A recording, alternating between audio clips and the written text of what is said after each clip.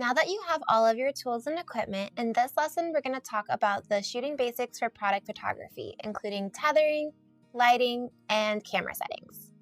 First, we'll talk about the tripod. Now, the tripod isn't super necessary to create scroll-stopping images, but it is important to help stabilize your camera, reduce handshake, and capture sharper images. Having a tripod will also make it easier for you to style your scene because you already have the camera in its position. And it's going to be helpful if you're going to be tethering using a software program such as Capture One or Lightroom. Tethering, simply put, is the ability to connect your camera to your laptop or your computer. So why tether? As product photographers, we are paying attention to detail, and our goal is to tell a story, and every single little thing that's in the image will play a part in that. If you're looking just at your little camera screen, it's going to be really hard for you to see all of the placement of everything and maybe catch things that are a little bit off or should be adjusted in camera before you even get to post-production. If you're working with a client, this will also be very helpful because they'll also be able to see the photos much larger and be able to give you feedback right there. Another great reason to tether is that it will make your workflow so much easier. If you have a program with a live view feature like Capture One, which is our favorite, or Lightroom, or there's a few others, you can see your styling in real time. This is so helpful for knowing where to add things when you're styling, or maybe just noticing if things are a little bit off, things need to be adjusted, making sure that the labels are all front and center, and not having to take a picture and then make adjustments and then take another picture and go back and forth. It just saves you so much time. You'll also spend less time transferring your photos because they're going to be saving onto your hard drive and they're going to be named correctly.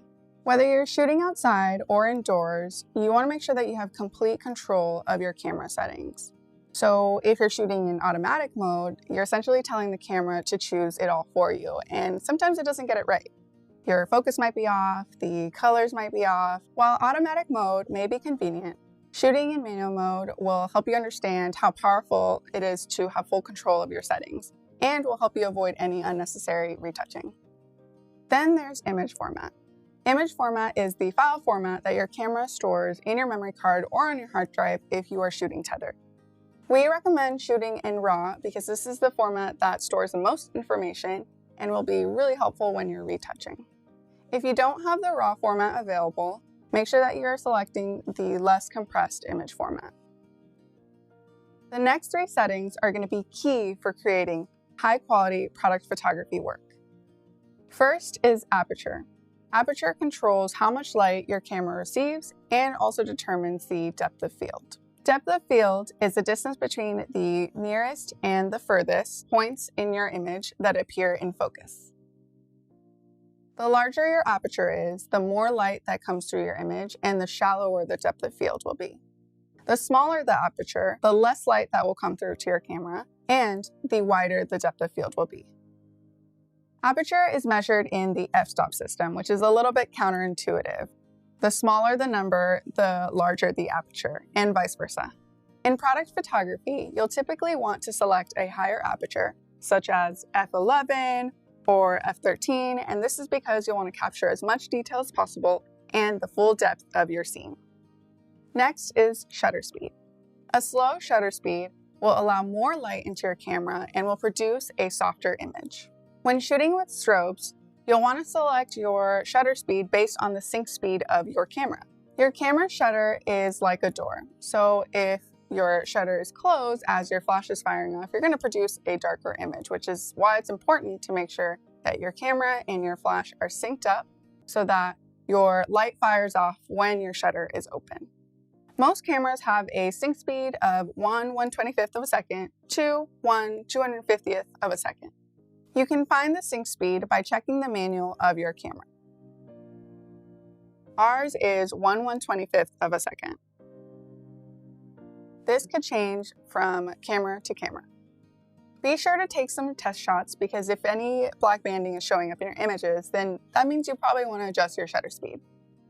Next is ISO. ISO is the sensitivity of light that your camera sensor has. A low ISO is less sensitive to light, will produce a darker image, and won't create any noise or grain. A high ISO is the opposite. It is more sensitive to light, it will produce a brighter image, and will create more grain and noise.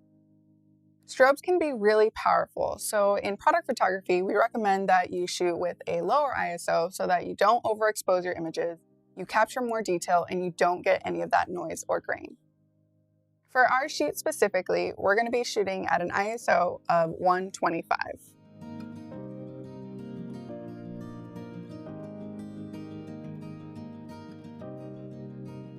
Next is white balance. White balance has to do with the color temperature of your image and what your camera perceives as a neutral white. Different lighting conditions can affect the color balance of an image. For example, we all know the difference of a cloudy day from a sunny day. However, in studio, you control the light and the color temperature, and your conditions won't change. For our product photography work, we like to set our white balance at auto.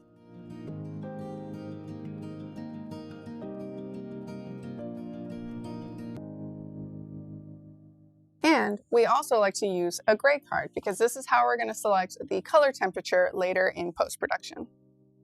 We use this thing quite a bit, as you can tell. Next is focus. Depending on the equipment that you're using, you might want to shoot with either auto or manual focus. If you're shooting handheld, you might want to select the auto because you don't want to introduce any handshake. And if you are using a tripod and tethering to your laptop, then you can adjust your focus manually. Let's talk about hard versus soft lighting. If you want to create hard lighting, which will have a really punchy, contrasted look with hard shadows, you would use a strobe, or you could even use just direct sunlight. If you want to have soft lighting in your scene, you can put a softbox over your strobe, or you could go into the shade where the light is more diffused.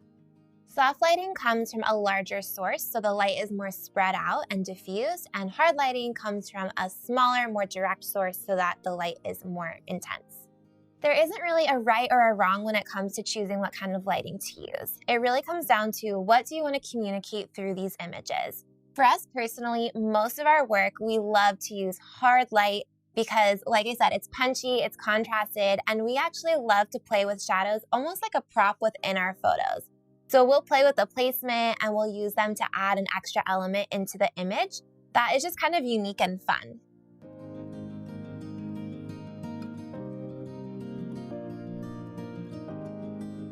You might want to use soft light. Maybe your images are going to be more dreamy or more quiet, or maybe you don't like the look of hard shadows within your images, and that's okay.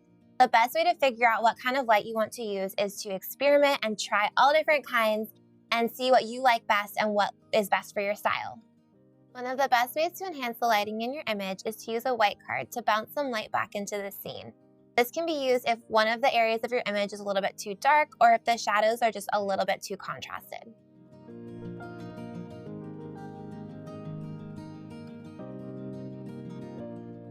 We just finished talking about tethering, lighting, and camera settings, and in the next lesson, we're going to be showing you how we shoot our first still image for our Instagram feed.